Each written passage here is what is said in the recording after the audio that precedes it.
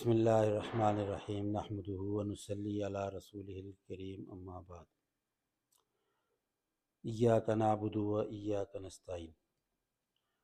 آج کا ہمارا مسئلہ ہے مسئلہ استعانت اور توسل، اس کی تحقیق اور اس کے احکام۔ سورہ فاتحہ کی یہ مختصر سی آیت ہے۔ علماء اکرام نے لکھا ہے، مفسرین نے، کہ پورے قرآن کا خلاصہ سورہ فاتحہ ہے، اور سورہ فاتحہ کا خلاصہ یہ آیت ہے، ایاک نعبد و ایاک نستعین۔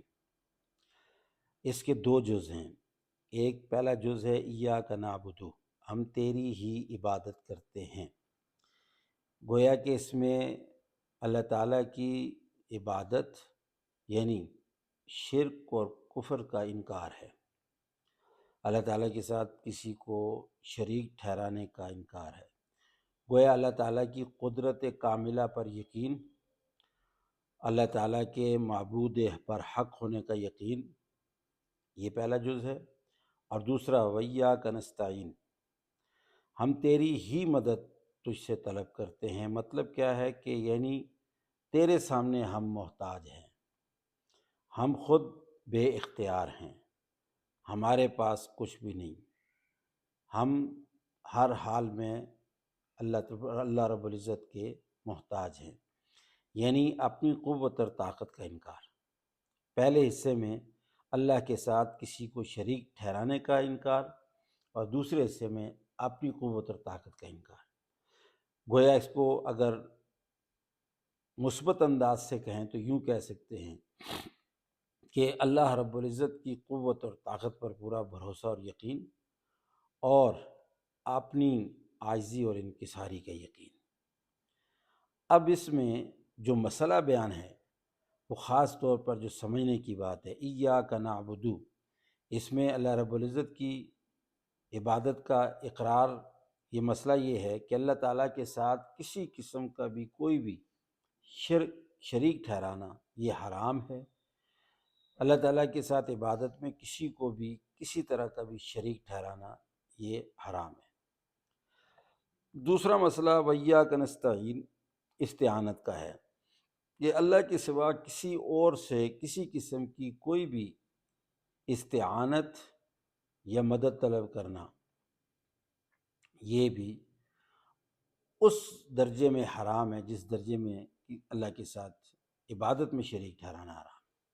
لیکن یہاں جو بات سمجھنے کی ہے، جو عقیدے کی ہے، وہ یہ ہے کہ ایک مدد اور استعانت اور توسل یہ ہے کہ ہم جس طریقے سے دنیاوی اعتبار سے ہم ایک دوسرے کی مدد کرتے ہیں، یہ قطعی طور پر مراد نہیں ہے۔ اللہ رب العزت کی جو قدرت ہے، اس کی قدرت سے انکار یہ ممانعت ہے۔ یہ بات جو سمجھنے کی ہے یہاں پر وہ یہ ہے کہ اللہ رب العزت کو خود مختار سمجھتے ہوئے اور اللہ رب العزت کو ہی خالصتاً ساری چیزوں کا اختیار اس کے حق میں سمجھتے ہوئے اگر ہم اس سے مدد طلب کرتے ہیں تو یہ ہے اللہ رب العزت سے مدد کا طلب کرنا جو ہمارا حق ہے۔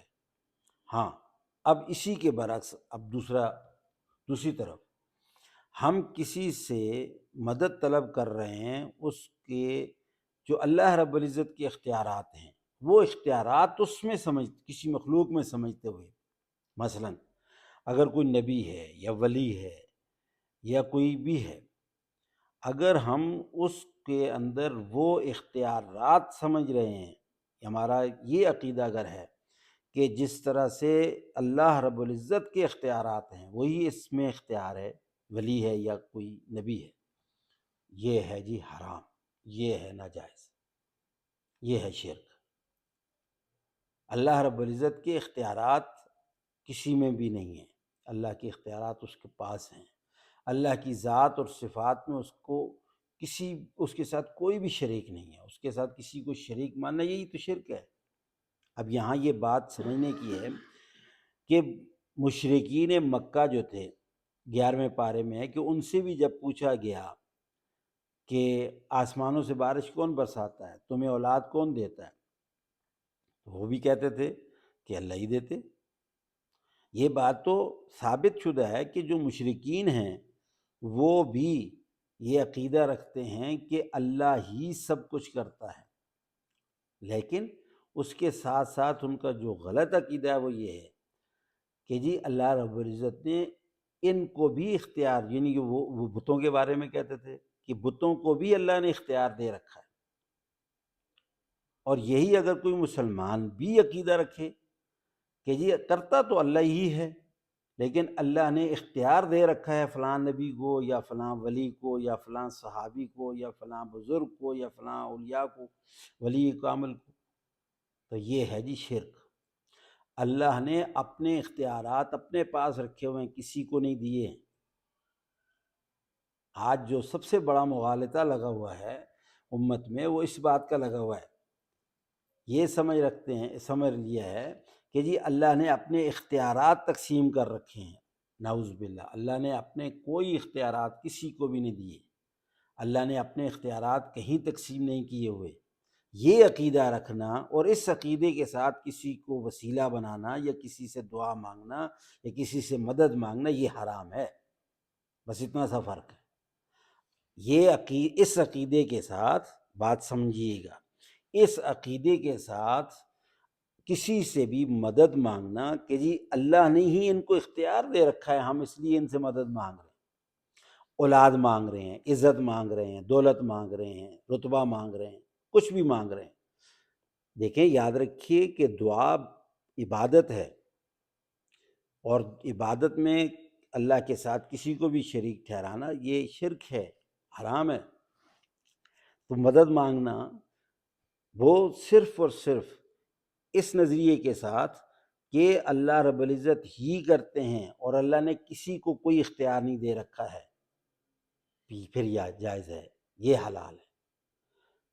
اور اللہ رب العزت اب دعا یا مدد طلب کرنا کسی سے، خواہ کسی ولی سے یا صحابی سے، نبی سے، کسی امام سے، کسی سے بھی، اور یہ عقیدہ رکھ کر کے مدد طلب کرنا کہ جی اللہ نے ان کو چونکہ اختیار دے رکھا ہے تو یہ حرام ہے بھائی۔ یہ بالکل نفی ہے اس بات کی جو ہم کھڑے ہو کر کے اللہ کے حضور کہتے ہیں ایاک نستعین، ہم تیری ہی تجھ ہی سے مدد طلب کرتے ہیں۔ تو اگر سمجھنے کی بات، آرام سے سمجھ میں آ جانے والی بات کو اگر بہت زیادہ اس میں نہ لیا جائے تو بہت ہی آسان سی بات ہے، مطلب یعنی اپنے آپ کو پیچیدگی میں نہ ڈالا جائے، واضح بات ہے اس کو واضح ہی رکھا جائے، اور واضح بات یہ ہے کہ رب کو رب ماننا اور اس کی مخلوق کو مخلوق سمجھنا، اور یہ صحیح عقیدہ یہی ہے کہ اللہ رب العزت نے اپنے اختیارات اپنے پاس رکھے ہیں، کسی کو کوئی اللہ نے اختیار نہیں دیا ہے۔ دیکھیں ایک اور جو مغالطے کی بات، جو اللہ نے کام تقسیم کیے ہیں فرشتوں کے ذمہ اگر لگائیں، کاموں کے تقسیم کرنا ایک الگ چیز ہے، یہ بہت ہی غلط فہمی والی بات ہے۔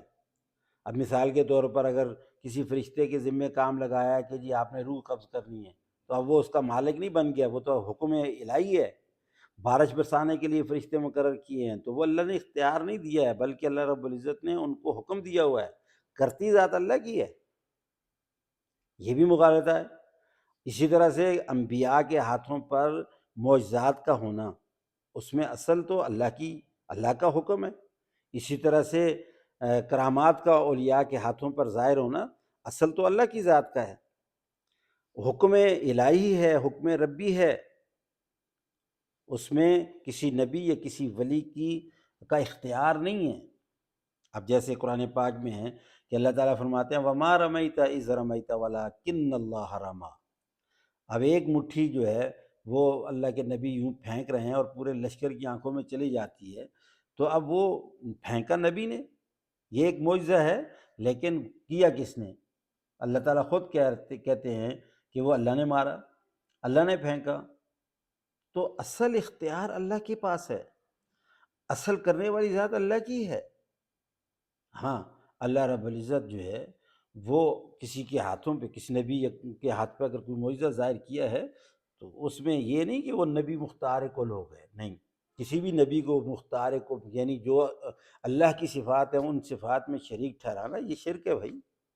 اسی طرح کسی ولی کو، کسی امام کو اگر ان صفات کا حامل مان لینا یہ تو شرک ہے، اور اس میں سب کا اتفاق ہے، یہ کوئی مختلف مسئلہ نہیں ہے، مختلف ہی مسئلہ نہیں ہے، اس میں کسی کا کوئی اختلاف نہیں۔ اللہ رب العزت کو اس کے تمام صفات کے ساتھ ماننا یہ توحید ہے، اور اس کی صفات میں کسی کو شریک ٹھہرانا یہ شرک ہے، یہ حرام ہے، قطعی طور پر حرام ہے۔ تو اس لیے مدد مانگنا وہ صرف اللہ رب العزت کی ذات سے، اور ایک اور مسئلہ اس کے بیچ میں جو ہے وہ یہ ہے کہ اگر ہم اللہ رب العزت کے علاوہ کسی کے سامنے سر جھکاتے ہیں تو یہ تو واضح طور پر حرام ہے، کسی کے سامنے کھڑے ہو کر کے اس سے دعا مانگتے ہیں، واضح طور پر حرام ہے۔ اس لیے یہاں پہ ایک مسئلہ اور یاد رکھیے گا کہ قبرستان میں قبروں کے سامنے کھڑے ہو کر ہاتھ اٹھا کر کے دعا کرنے سے بھی اسی لیے منع کیا گیا ہے کہ کہیں کوئی غیر مسلم گزرتے ہوئے یہ نہ سمجھے کہ یہ اپنے مردوں سے مانگ رہے ہیں۔ یعنی ایسی علامات بھی حرام ہیں جو شرک کی طرف اشارہ کر رہی ہوں۔ قبلہ کی طرف رخ کر کے دعا کرنی چاہیے، قبروں کی طرف رخ کر کے بھی دعا نہیں کرنی چاہیے۔ اسی طرح گلے میں سلیب نہیں ڈالنی چاہیے، یہ سلیب حالانکہ علامت ہے یہ عیسائیوں کی، وہ سلیب تو اس سے بھی منع کیا گیا، واضح طور پہ منع کیا گیا۔ تو اللہ رب العزت ہمیں ان مسائل کو سمجھنے کی توفیق